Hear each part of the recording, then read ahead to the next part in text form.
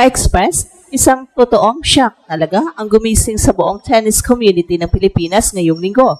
Official nang dumating sa Manila ang ating Pinay tennis ace na si Alex Ayala at agad itong nag-viral matapos ang kanyang unang practice session sa newly refurbished Rizal Memorial Tennis Center para sa paparating na Philippine Women's Open WTA 125.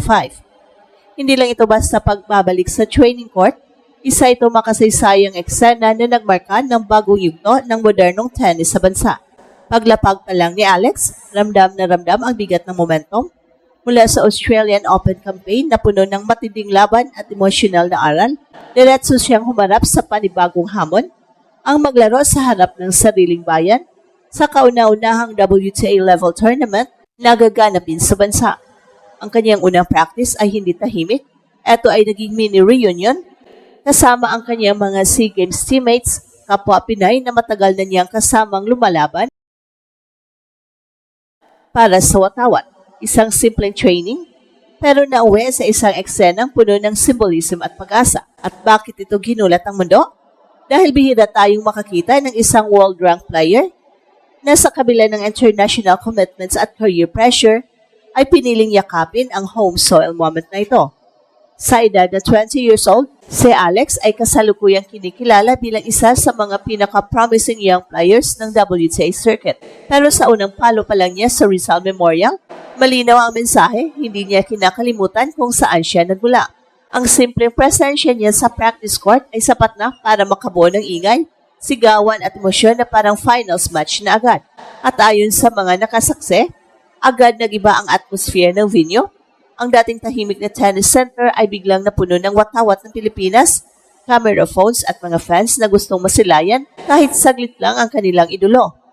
Ang bawat forehand ni Alex ay sinasabayan ng palakpakan at ang bawat footwork drill ay parang may kasamang sigaw ng suporta.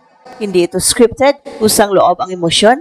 Para sa marami, ang eksenang ito ay patunay na may pagbabago na naganap sa kultura ng tennis sa bansa. Kasabay nito, lumalabas din ang isa pang shocking reality. Ang tickets para sa Philippine Women's Open ay nag-sold out sa loob lamang ng 24 hours. Wala pang official na match play, pero ang interest ng publiko ay umabot na sa antas na karaniwang nakikita lang sa basketball o boxing. Para sa isang tennis event, ito ay malinaw na indikasyon ng tinatawag na Ayala Effect. Ang dating spot na may limitadong audience lang, ngayon ay nagiging sentro ng pambansang usapan. Mula sa heartbreak ng kanyang Australian Open stint, kung saan ipinakita ni Alex na kaya niya makipagsabayan sa world-class opponents, ang pagbabalik na ito sa Manila ay itinuturing ng marami bilang redemption arc. Hindi man pabor ang resulta sa Melbourne, ang kalidad ng kanyang laro ay nagbigay ng panibagong paniniwala sa mga fans at analysts. Ngayon, dala niya ang parehong tapang at maturity pabalik sa Pinas, hindi para magbakasyon, kundi para makipaglaban sa mas mataas na antas. Ang emotional na conflict sa likod ng kwento ay malinaw, career ambitions versus national legacy. Sa isang banda, si Alex ay nasa yugto ng kanyang career kung saan bawat torneo ay mahalaga para sa rankings at long-term trajectory. Sa kabilang banda, dala niya ang bigat ng pagiging simbolo ng pag-asa ng Philippine tennis. Pero sa kanyang maikling pahayag matapos ang practice, pinakita ni Alex ang kakaibang maturity. Home is the people and not the place, sabi pa niya. Isang linya na tumatak sa marami at nagpatunay na para sa kanya, ang lakas ay nagmumula sa connection ng mga tao. At sa loob ng court, kapansin-pansin ang intensity ng laro. Ayon sa ilang insiders, ang bilis ng bola, ang control sa rallies at ang confidence sa bawat palo ay malinaw na produkto ng kanyang exposure sa international competition. Ang kanyang signature lefty forehand ay mas buo, mas agresibo at mas may kumpiyansa. Ipinapakita nito na ang mga aral mula sa Melbourne ay hindi nasayang, bagkus ginagamit bilang pundasyon para sa mas matibay na performance sa home tournament. At ang global impact, malaki.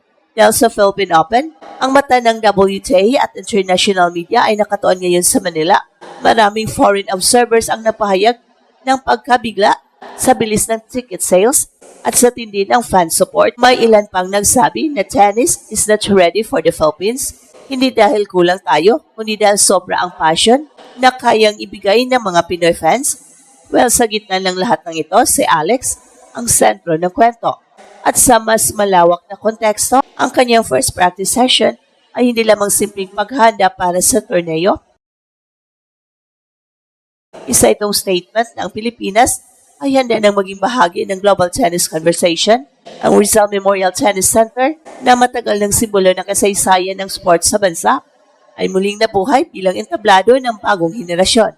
At habang papalapit ang opening day ng Philippine Women's Open, tumitindi ang anticipation. Ang tanong ngayon, hindi na kung kaya ni Alex ang pressure, kundi kung paano niya gagamitin ang energy ng home crowd bilang lakas.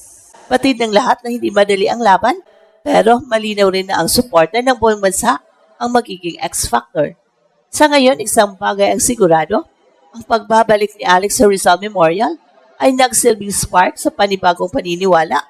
Paniniwala na kaya natin makipagsabayan, paniniwala na ang tennis ay may kinabukasan sa Pilipinas, at paniniwala na ang Iyala era ay hindi lamang sandali. Ito ay isang simula. Well, sa huli, ang unang practice ni Alex sa Rizal Memorial Tennis Center ay higit pa sa simpleng paghahanda para sa Philippine Women's Open.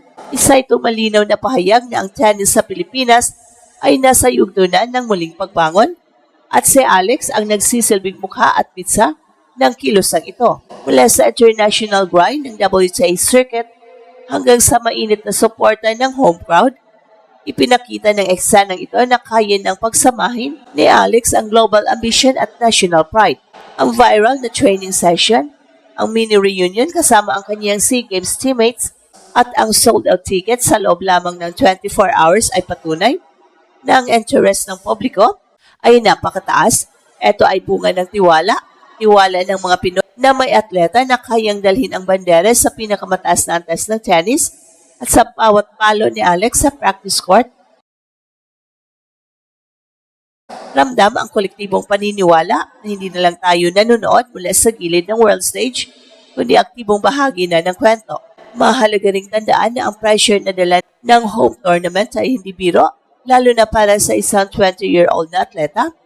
Pero ang ipinakita ni Alex sa kanyang composure, work ethic, at maturity ay indikasyon na handa siyang yakapin ang responsibilidad na ito. Ang kanyang pahayag na home is the people and not the place ay sumasalamin ang koneksyon niya sa mga fans, isang koneksyon na maaring maging susi sa kanyang lakas sa mga susunod na laban.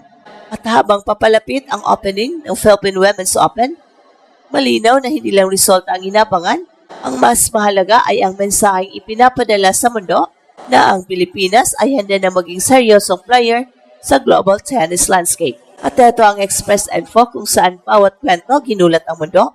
Don't forget to like and subscribe.